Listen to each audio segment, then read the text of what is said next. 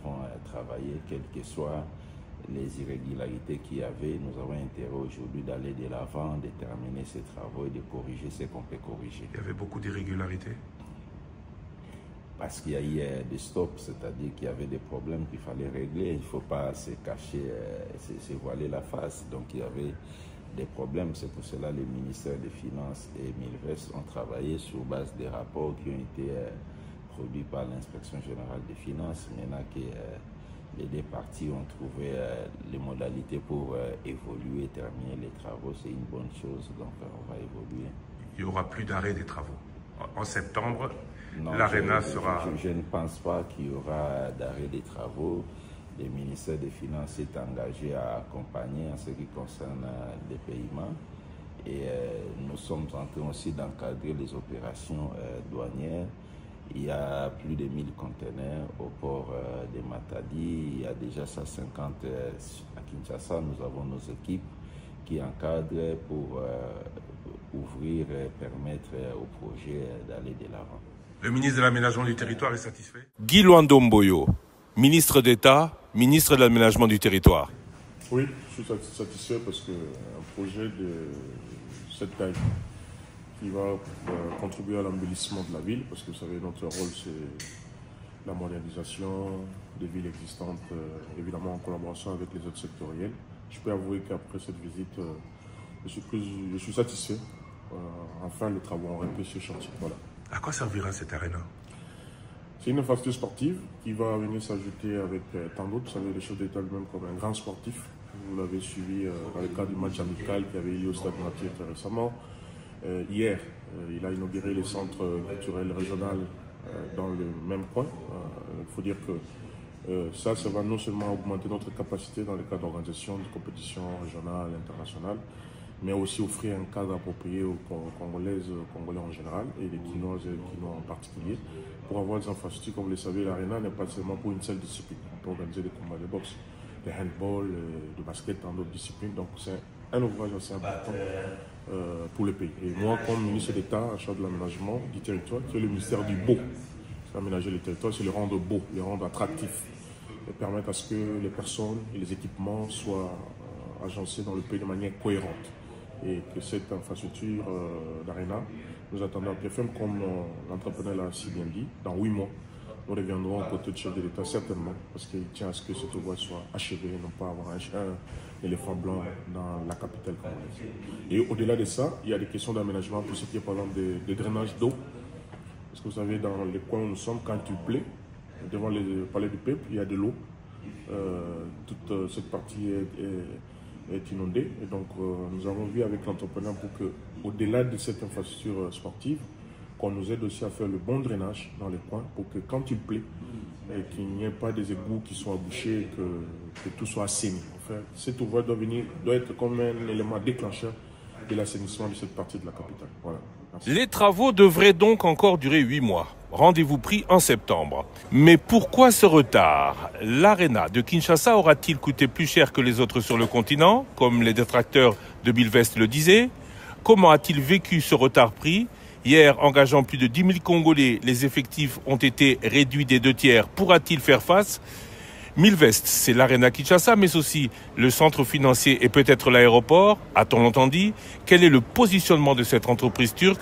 Nous avons rencontré son administrateur directeur, Turan Mildon.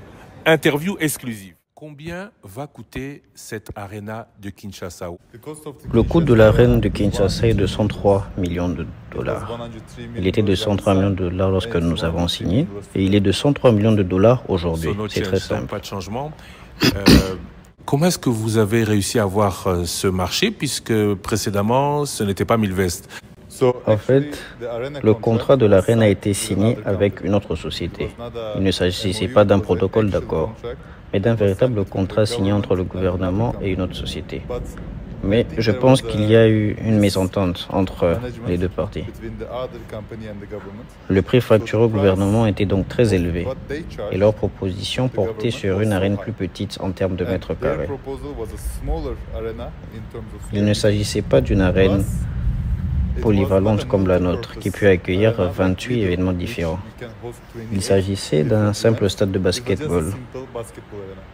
Le gouvernement s'est alors rendu compte que ce n'était pas un accord équitable. Les autorités nous ont donc alors demandé, si nous le faisons, nous le ferons pour combien? Nous avons alors fait nos calculs, comme nous le faisons toujours, et nous avons signé le contrat pour 40% de moins. Et un contrat plus important et meilleur que ce que le gouvernement avait obtenu auparavant. Voilà donc l'histoire complète. Bien sûr, nous respectons toutes les entreprises. Elles font leurs affaires comme elles l'entendent, mais Milvest opère d'une certaine manière dans ce pays. Après avoir arrêté pendant quelques mois les travaux, vous reprenez. Êtes-vous sûr que cette fois-ci, ce sera pour du bon? Les travaux ont donc été interrompus en raison d'un malentendu entre les autorités et nous. Ce qui est, vous savez, dans les gouvernements, la continuité est capitale. Milvest, le peuple congolais, devient donc être sûr à 100% que Milvest, dans tous les contrats que nous avons signés et que nous avons exécutés ici, sont réalisés dans les règles. Parce que, comme nous le savons tous, en raison des changements de gouvernement qui se produisent dans le pays, il est normal qu'une nouvelle direction arrive, veuille faire un audit. Ils veulent comprendre ce qui se passe. Et malheureusement, il a fallu un peu de temps pour que la nouvelle direction se rende compte de ce que nous faisions. La réalité, ce sont les faits, parce qu'il ne suffit pas de parler. Il faut des documents, des chiffres. Qu'est-ce qui parle vraiment? Le gouvernement a pris son temps. Il a fait du bon travail. Ils ont tout vérifié. Ils découvrent qu'il n'y a rien de compromettant, même s'il y a des erreurs mineures. Il n'y a rien de majeur qui puisse arrêter un projet comme celui-ci, qui est un projet d'envergure.